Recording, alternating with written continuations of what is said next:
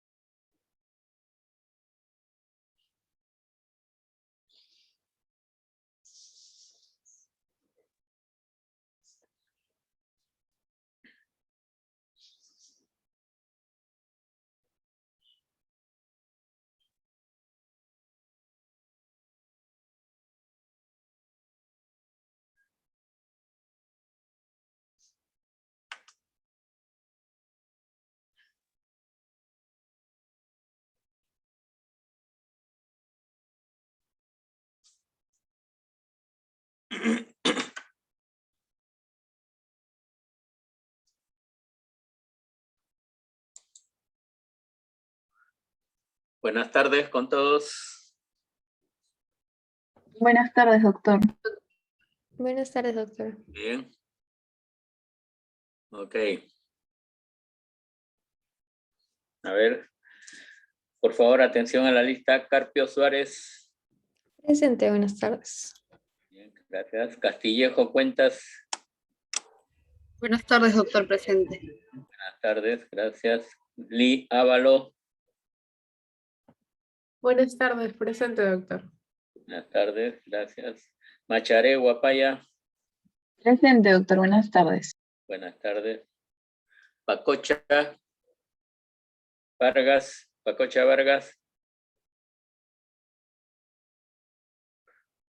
Rojas Serrano. Doctor, ahorita me comunica que está teniendo un problema de conexión. Bien. Sierra Obregón. Presente, doctor. Buenas tardes. ¿Está Sierra? Sí, doctor, presente. Buenas tardes. Gracias. Buenas tardes. Bien, hoy tienen evaluación continua.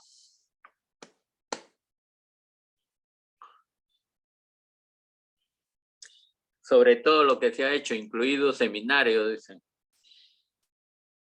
Doctor, disculpe, nos informaron hoy día que ya no había evaluación continua y que solo había la evaluación oral que se hace semanal. ¿Cómo la evaluación oral? O sea, sí, está bien, la continua, o sea, la evaluación que hacemos semanalmente. Claro. Entonces continúa la evaluación continua. ¿No? Sí, doctor, o sea, yo tenía entendido que la continua que nos iban a tomar era escrito de todo, pero al final dijeron que eso ya no se iba a dar y solo iban a continuar los orales. Sí, sí, exacto. Bueno, ya vamos a... pero nos han dicho que hay que incluir seminarios. O todo lo que se ha hecho específicamente hasta la fecha. Pero yo me he olvidado de incluir todo lo de médula espinal, no lo he incluido, solo la primera imagen. Bueno, vamos a ver.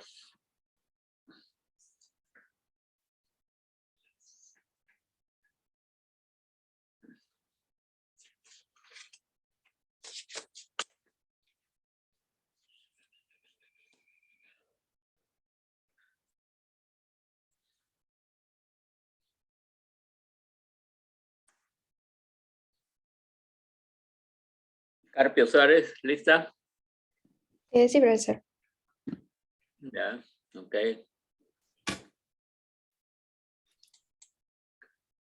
Esta vista ya la conoces, ¿no? Ahora, menciona lo que se identifica en cada número. Comencemos con el 1. Ya, el 1, no sé a qué exactamente se refiere, supongo que al núcleo. ¿Ok? Al núcleo, o se refiere a todo el soma. Al soma. Pues. Ya, Ah, ya, el 2, ¿qué es? El 2 es el nucleolo.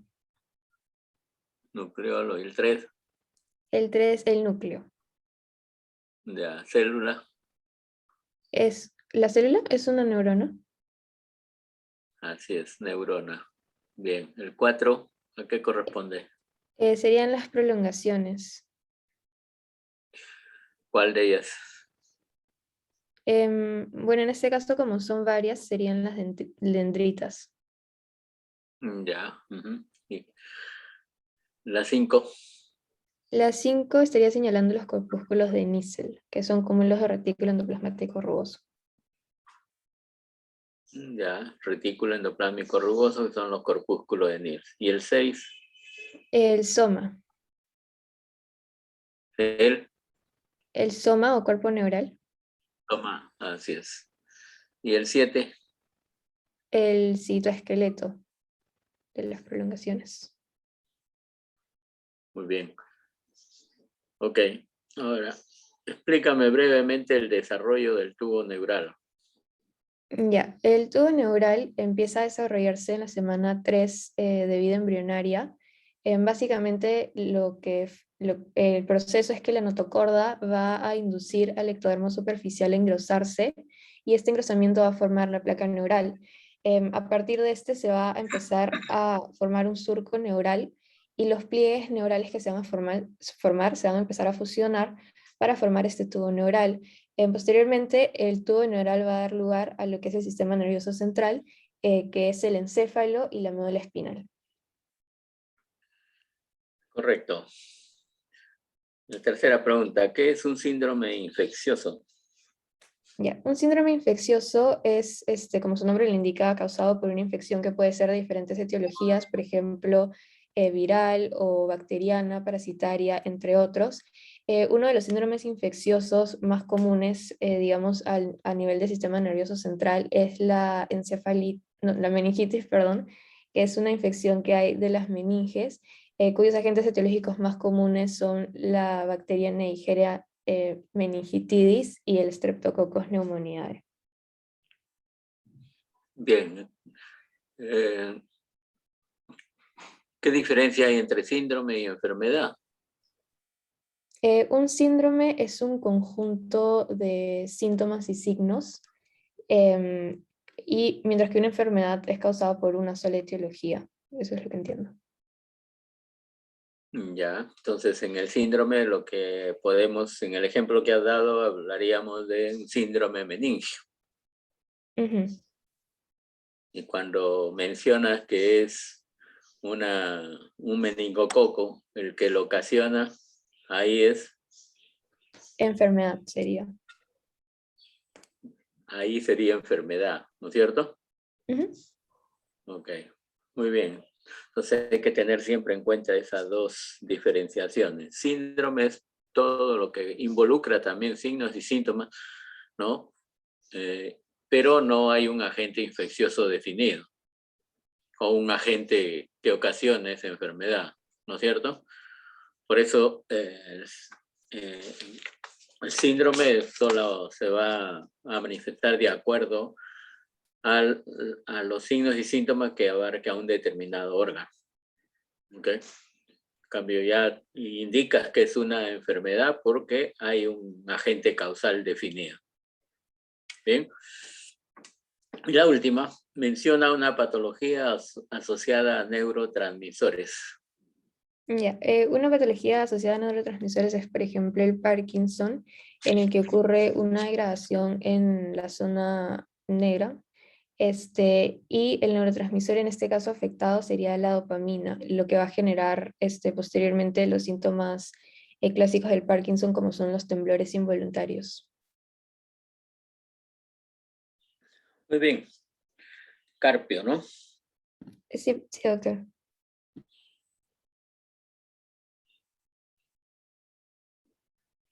Ok, tiene 20. Castillejo. Sí, profesor. A ver, la siguiente. Ok.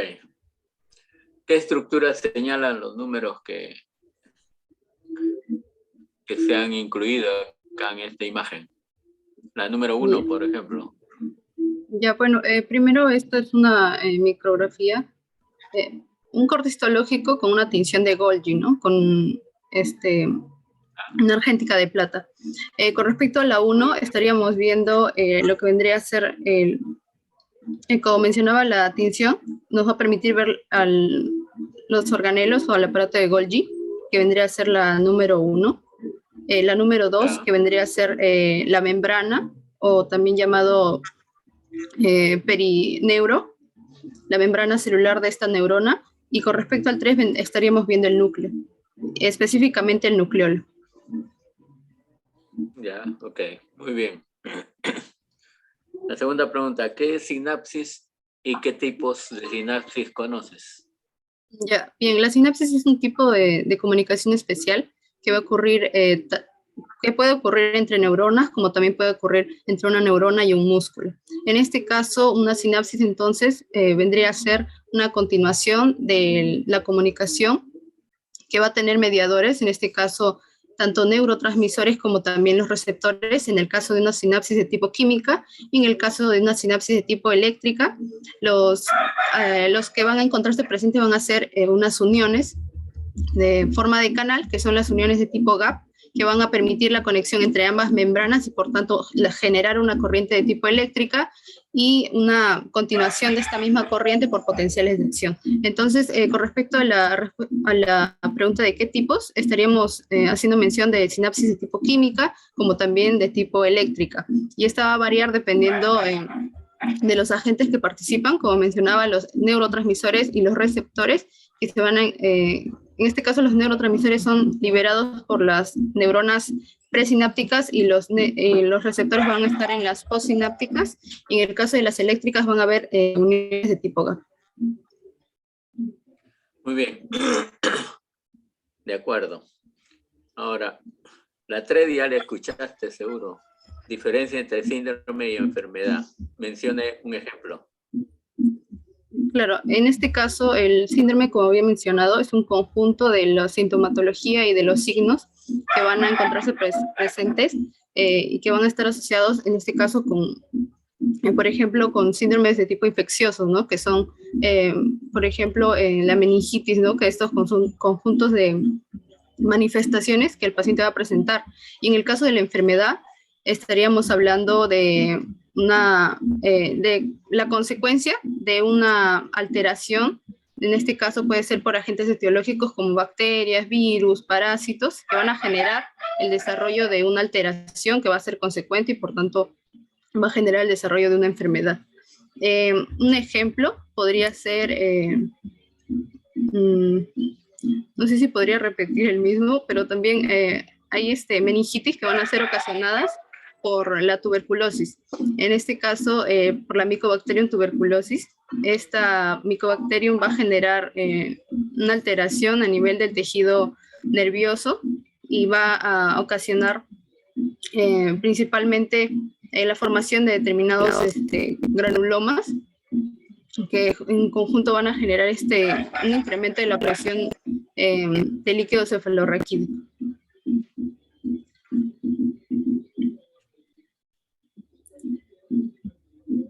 Muy bien.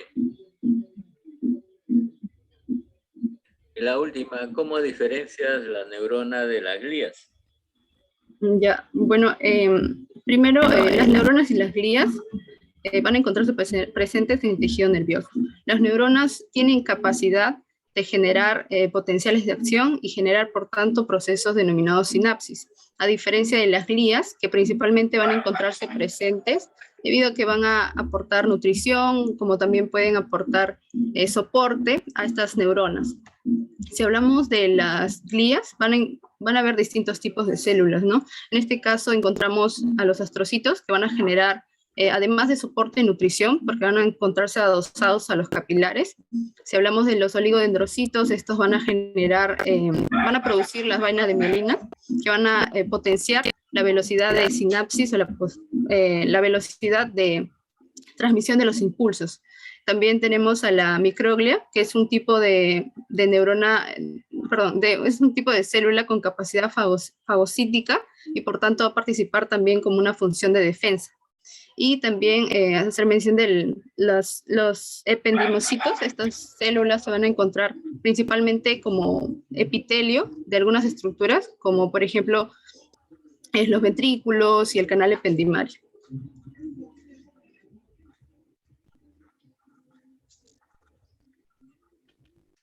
Vaya, muy bien. Castillejo, ¿no? Sí.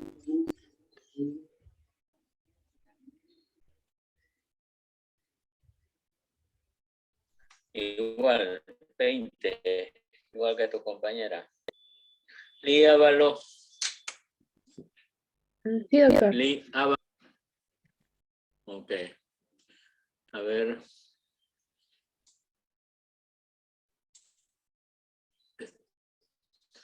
Fácil. 1 y 2. ¿Qué célula es y qué marca el puntero?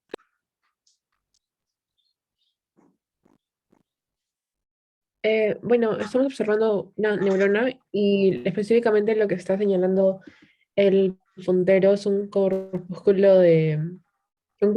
o un cuerpo de Neisser, que son conglomerados de retículo endoplasmático, y bueno, su función principal es la síntesis de proteínas ¿Cuál? y también el transporte. Perdón,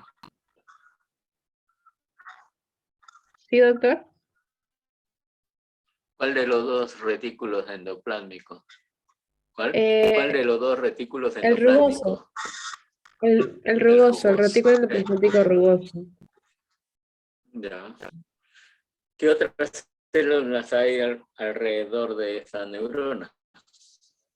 Bueno, podemos ver células de la glía como los oligodendrocitos, microglias y bueno, eso más que todo. Aparte tenemos los astrocitos también, pero realmente no logro ver astrocitos acá. Lo que sí podría ver son oligodendrocitos. Porque bueno, recuerdo que son más compactos y también tienen Bien. prolongaciones. En general, células gliales, ¿no es cierto? Y lo que está alrededor de estas células, ¿qué es? Que Eh, prácticamente hemos señalado sustancia extracelular. sí, la sustancia extracelular. Eh, Perdón, ¿Tiene doctor, algún nombre definido? sería em, la sustancia gris. Ya, pero ¿qué nombre recibe específicamente esta sustancia? Donde hay neuronas es sustancia gris, pero acá dentro de la misma estructura se conoce como El neuropilo. claro, neurópilo. ¿Ok? El resto de tejido, especialmente conectivo, que va a incluir a todas estas células. Bien, la pregunta 3. Menciona el desarrollo de la cresta neural. Bueno, la cresta va a originar los ganglios. eh, bueno, primero se va a formar antes de que se fusionen los surcos neurales y bueno, va a originar eh, ganglios sensoriales autónomos y también algunas neuronas que van a venir de estos.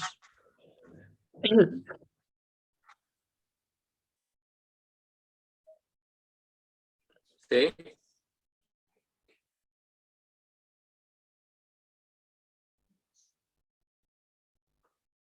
¿Y a qué da origen esta cresta neural posteriormente? Va a dar origen a lo que es eh, a las, bueno, sí, si mal no recuerdo, daba origen a lo que son las células del aracnoides y, y la vía madre también. Y recuerdo también de que la mayor parte de esto era de tejido mesenquimal. Y bueno, también iba a dar otro tipo de células como los odontoblastos, los melanocitos y las células de Schwann.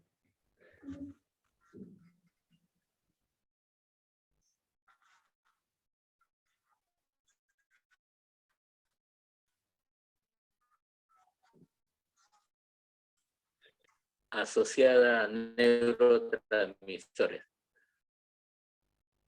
Eh, yo había visto alteraciones del comportamiento, por ejemplo, la depresión, la esquizofrenia y la ansiedad, que esto era debido a un exceso de liberación del glutamato. Y bueno, lo normal en estos tipos bueno, debe haber un equilibrio excitatoria e inhibitoria. Sin embargo, cuando hay un exceso del glutamato, digamos, este equilibrio se rompe y aparecen Esa patología es como la ansiedad, esquizofrenia o también en algunos casos el espectro autista.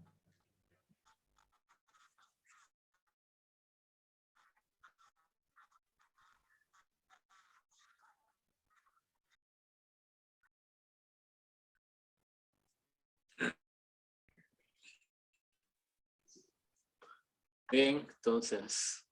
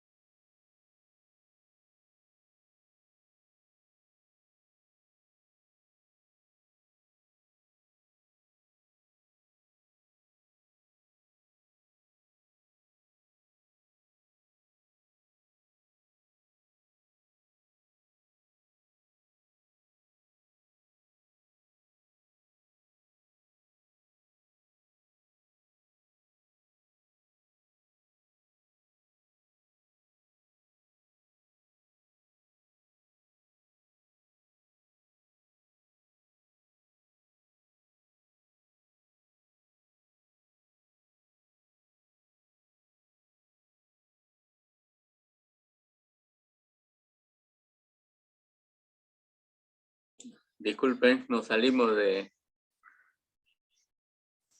clase. Ok.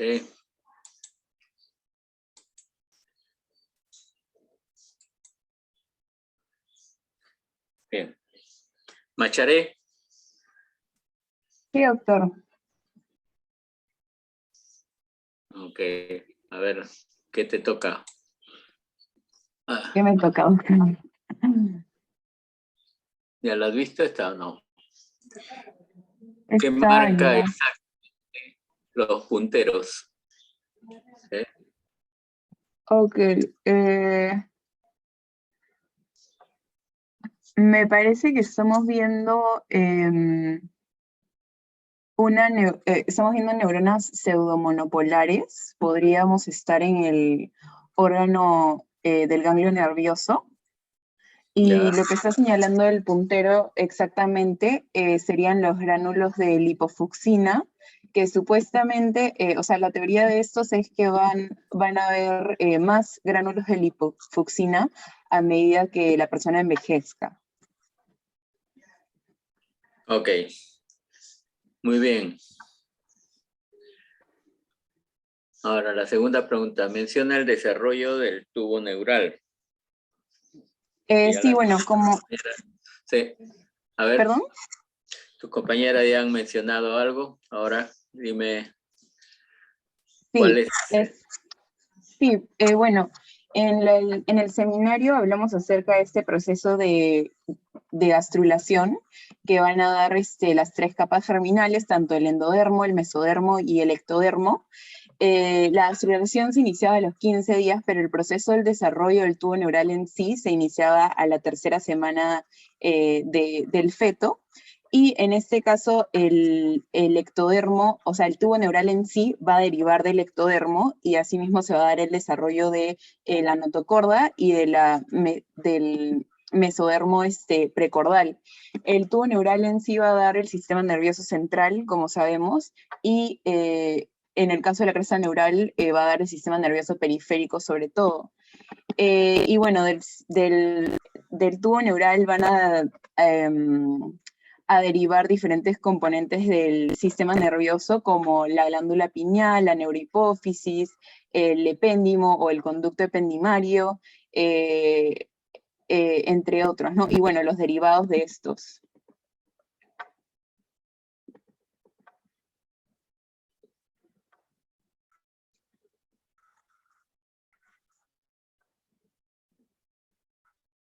De acuerdo.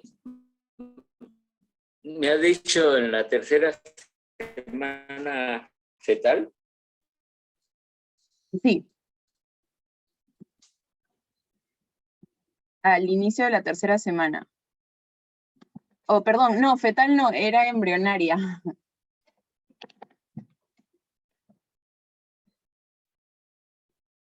Se fue.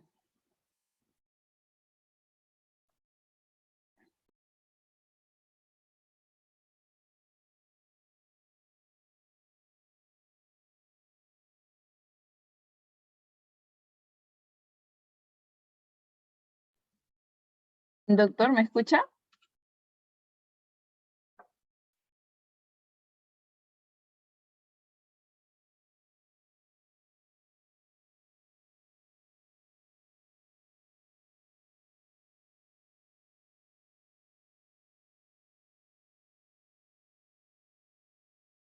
Doctor, su micrófono está apagado, disculpe. Micro. Ahora. Ahora sí, Sí, doctor. ya acabo de prenderlo. Ahora, muy bien. Continúo entonces con la pregunta 3. ¿Qué son los circuitos neuronales? Sí, bueno, el circuito neuronal en sí básicamente va a ser cómo se comunican o cómo pasan la información o la transmisión de información adecuada de las neuronas, ya que como sabemos estas no van a trabajar de manera singular, sino que en conjunto. Entonces forman estos circuitos neuronales donde vamos a encontrar a tres componentes principales, que son las neuronas aferentes, las eferentes y las interneuronas, que normalmente pueden estar intercomunicando estas aferentes con las eferentes, ya sea inhibiendo o excitando más la acción o la información que se quiera transmitir. En el caso de un ejemplo, en la exposición yo había dado el ejemplo del reflejo espinal miotático, donde se daba la comunicación de la neurona aferente que llegaba hacia la placa neural. Luego, en esta placa neural o placa motora iba a haber una interneurona, y la interneurona iba a excitar la neurona eferente de los músculos extensores, pero iba a inhibir a las interneuronas iban a inhibir a las neuronas eferentes de los músculos flexores. Por ende, la respuesta de la pierna va a ser estirarse, ¿no? Entonces, este es el reflejo, es un ejemplo simple del circuito neuronal, que es el reflejo miotático.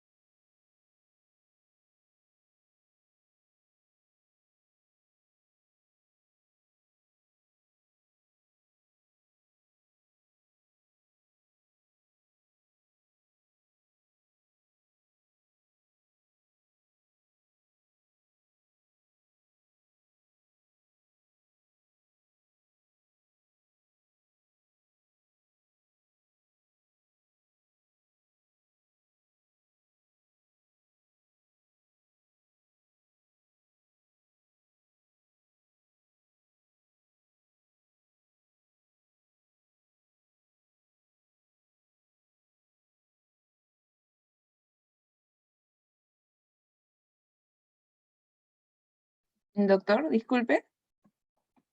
No sé si me escuchó cuando acabé.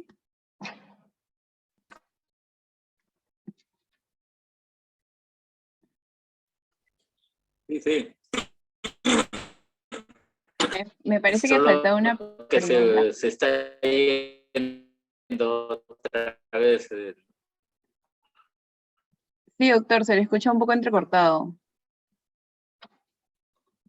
el internet. Está inestable según lo que sale acá. Sí, se le escucha entrecortado, doctor. ¿Cómo? Se le escucha un poco entrecortado.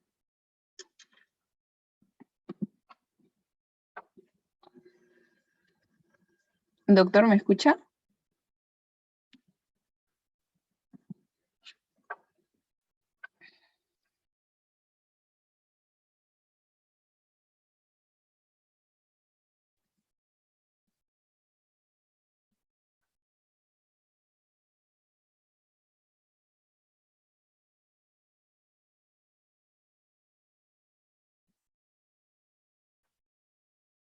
Doctor, disculpe, ¿me escucha?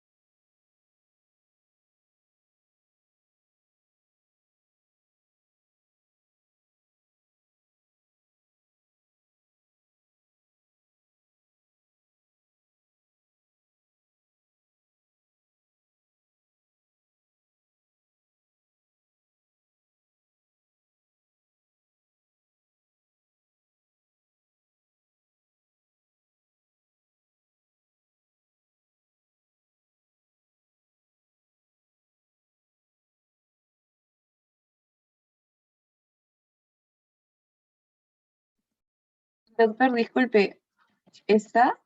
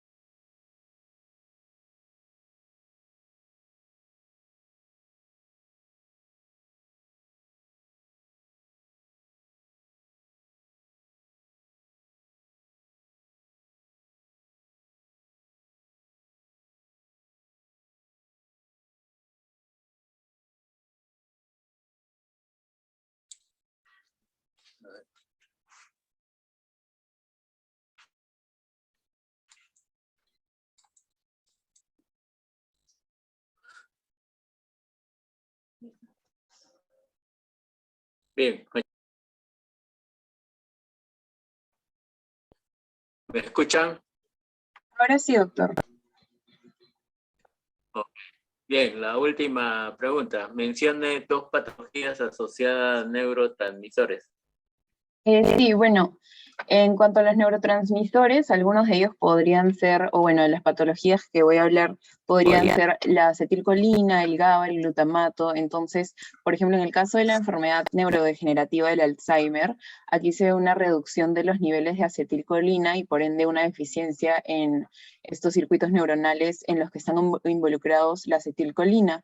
Y a medida que la persona va envejeciendo, la producción de acetilcolina también se va a ir disminuyendo, por ende el Alzheimer es algo progresivo, ¿no? En el caso del glutamato y el GABA, como la segunda patología, aquí en uno de los seminarios hablaron acerca de las convulsiones, y en el caso de estas convulsiones justamente se dan unas descargas súbitas en circuitos neuronales que están localizados en ciertas zonas del cerebro. Entonces lo que sucede acá es que hay una disminución en los niveles de GABA o un aumento en los niveles de glutamato generando estas convulsiones.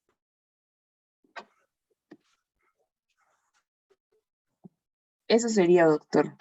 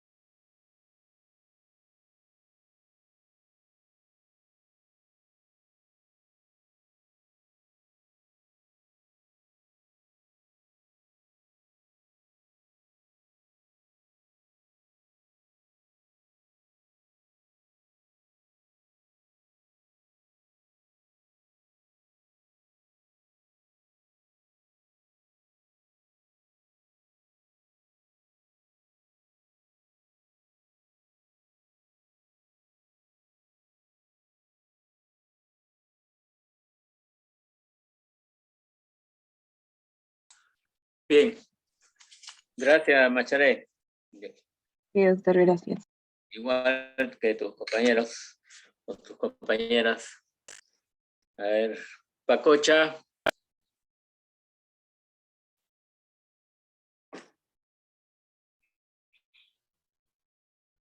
¿Se fue otra vez? No. Pacocha. Se ha retirado el curso, doctor.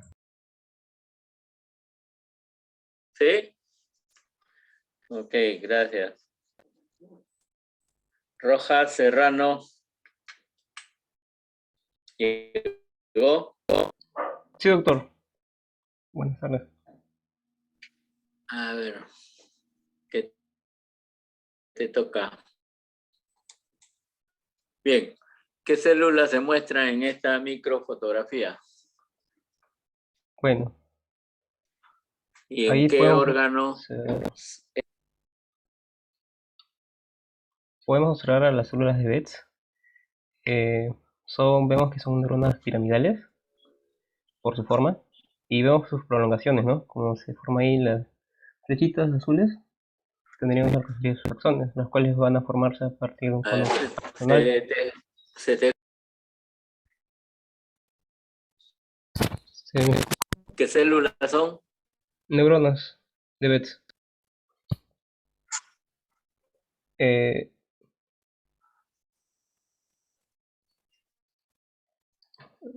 ¿A qué órgano pertenecen? Pues ellas van a formarse en el cerebro más que todo, doctor. Y también se puede observar unas células gliales en el neurópilo, el tejido que se encuentra Ya, entre todos los somas. ya, y las neuronas, ¿de qué tipo son? Multipolares. ¿Ya? ¿Algún nombre en especial tienen? Neurona de Betz. En el órgano. Sí, es la neurona de Bex, ¿no? En el órgano que has mencionado. Ok. Sí. Menciona la diferencia entre neurona y glía. Incluso lo estás viendo. Ya. La diferencia entre las neuronas es que estas se van a encargar de sinapsis mayormente y de esa transmisión, ¿no? Mientras que la glía se va a encargar de darle el soporte, como por ejemplo ya sea una alimentación gracias a los astrocitos, o favorecer lo que sería la conducción por las células, por los oligodendrocitos, o las células de Schwann, el sistema nervioso periférico, o incluso de la microglía, que se va a encargar de va a tener una función inmune dentro de este sistema nervioso. Ya. Muy bien. ¿Cuándo hay degeneración de nervios periféricos? Eh,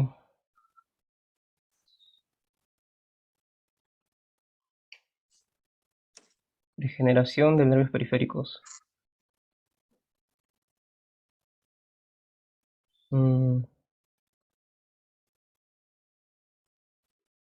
Creo que en este caso se daría cuando hay una inflamación, una degeneración de los nervios periféricos. ¿Inflamación? Sí, Ya. por ejemplo, si no me equivoco, también está la degeneración waleriana. ¿Y en qué consiste?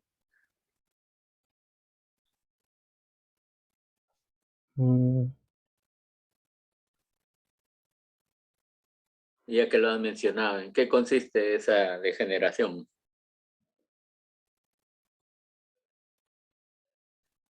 En una pérdida de la sensibilidad, eh, sería cuando la fibra nerviosa va a ser acortada por esta degeneración.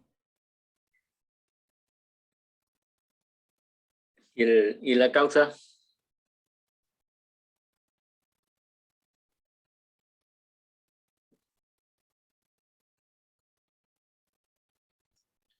¿A qué causas se debería esa degeneración?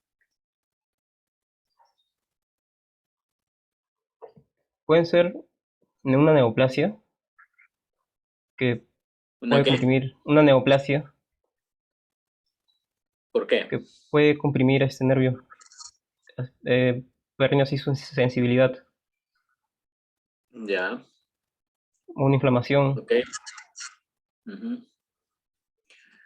Procesos inflamatorios también, ok. ¿Y habrá regeneración en estos nervios periféricos? Eh, una regeneración tiene que estar relacionado con la serotonina.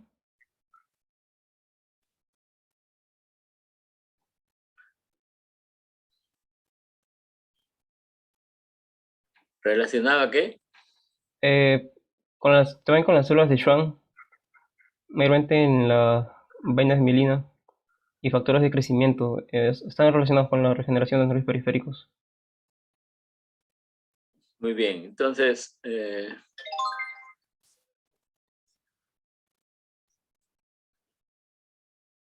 ¿y a nivel neuronal existirían esas regeneraciones o no?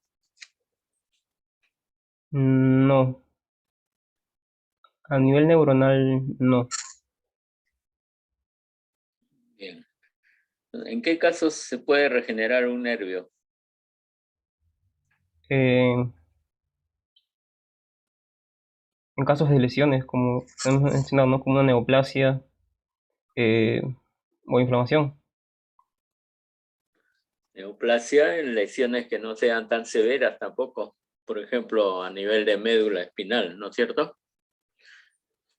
Has hecho seminarios de este tipo con lesiones medulares a diferente nivel, ¿no? Siempre y ¿Cordones? cuando no sea... ¿Cómo? ¿Los síndromes coronales? Claro. Siempre y cuando no sea una sección total de la médula, un nervio podría llegar a regenerarse. Pero cuando esta sección es total, ya difícil de poder tener una regeneración. ¿Okay? Muy bien. Tiene 19 rojas. Gracias, doctor. Sierra Obregón. Sí, doctor. Sierra. Sí. Ok. Esta es la misma. Bien. ¿A qué corresponden los números asignados y a qué órgano específicamente? Ya, doctor. El órgano vendría a ser lo que es el cerebelo. Estamos presenciando lo que son a las neuronas de Purkinje. Y, por ejemplo, lo que sería el número 3, podemos ver, por ejemplo, ahí a lo que serían a los axones. En el número 1 sería lo que sería las dendritas. En el número 2 sería lo que es el soma. Y bueno, podría mencionar de que a ese nivel podríamos ver 3 capas, ¿no? Una capa externa, una capa media donde están estas neuronas de Purkinje, que se caracterizan por tener muchas dendritas. Y en la capa 3 sería la capa granulosa. Ya, muy bien. ¿Cuál es la sustancia gris ahí? En el cerebelo se dice que la sustancia gris estaría asociado al soma de estas neuronas, ¿no? Precisamente estamos viendo allí que sería estas neuronas que están en el caso de lo que sería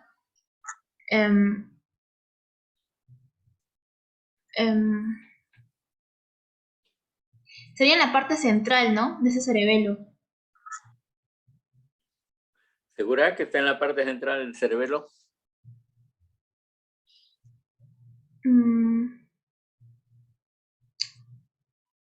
Estaría lo que es en la capa intermedia, perdón, porque justamente ahí está donde está el soma de estas neuronas de Purkinje, ¿no?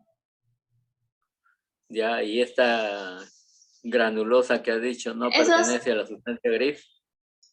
esas también sería porque justo esas son las neuronas en grano que vamos a encontrar en esta capa granulosa. Entonces también Y sería. esta capa, la que está más clara. Esa capa vendría a ser lo que son las dendritas. Sería la sustancia blanca en este caso. ¿Sí?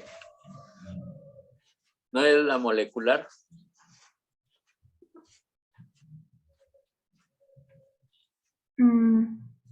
Lo había estudiado como la capa más externa, doctor. Lo había dividido en 3 Ya. partes. En el cerebelo está la sustancia gris, está externamente, ¿no es cierto? Sí, Está doctor. constituida por estas 3 capas, ¿no? La granulosa, la de neurona de Purkinje y la molecular.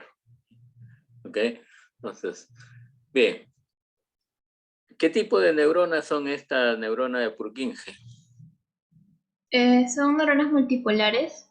Se caracterizan por... ¿Estás segura que son multipolares? Bueno, las neuronas de Purkinje se caracterizan por tener una gran variedad de lo que serían las dendritas. Y entonces, como tiene una gran cantidad de dendritas, serían lo que son neuronas multipolares. Eso es lo que tengo entendido por la teoría, porque esas se caracterizan por ser muy ramificadas en sus dendritas. Muy bien.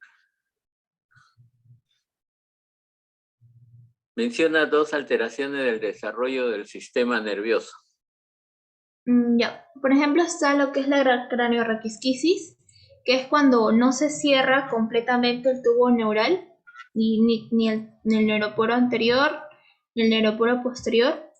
También puede estar, por ejemplo, lo que es otro que sería lo que es a nivel de la anencefalia, cuando no se cierra lo que es el neuroporo anterior, y esto va a tener una consecuencia que sería que, bueno, incluso se dice, por ejemplo, que pocas veces es compatible con la vida, ¿no? En cambio, por ejemplo, lo que es la adrenoraquisquisis, eso sí es totalmente incompatible con la vida. Ok, y la última, ¿qué es el síndrome cordonal posterior? Un ejemplo. El síndrome cordonal posterior es cuando se ve afectado la vía del cordón dorsal y es donde, por ejemplo, se da lo que es la pérdida de la información a nivel de, por ejemplo, sensorial, específicamente a nivel, por ejemplo, de lo que es el tacto epicrítico o, por ejemplo, lo que es a nivel de este tipo de sensación, ¿no? Que estaría viajando por este cordón dorsal y que, por ejemplo, una enfermedad que podría haberse asociada es cuando uno de los tantos casos podría ser lo que sería la mielitis transversa, que si bien es una enfermedad que afecta a todos los tractos espinales, en este caso también va a afectar al cordón posterior, ¿no? Afectando, por ejemplo, viendo alteración en la vibración, en la sensación, en el tacto fino epicrítico, todo ello, ¿no?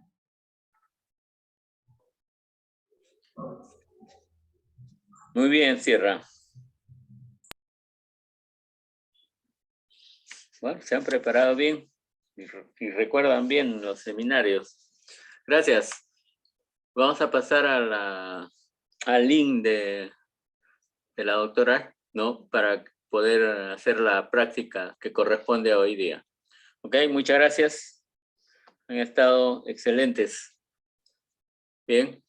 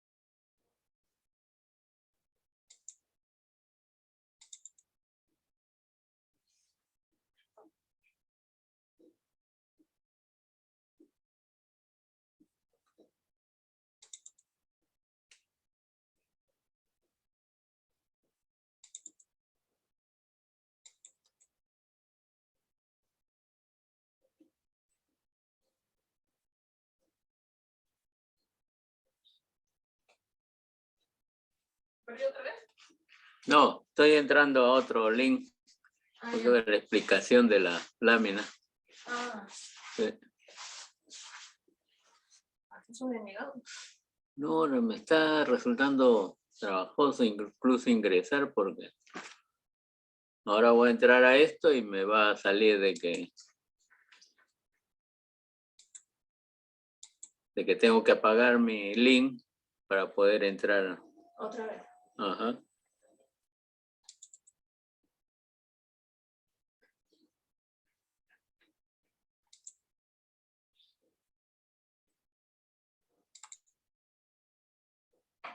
Y el problema es la asistencia. Cuando salgo del link, me quitan 1 hora. ¿Se silenció? Sí. No, Por- no, Está silenciado. no, mira. ¿No?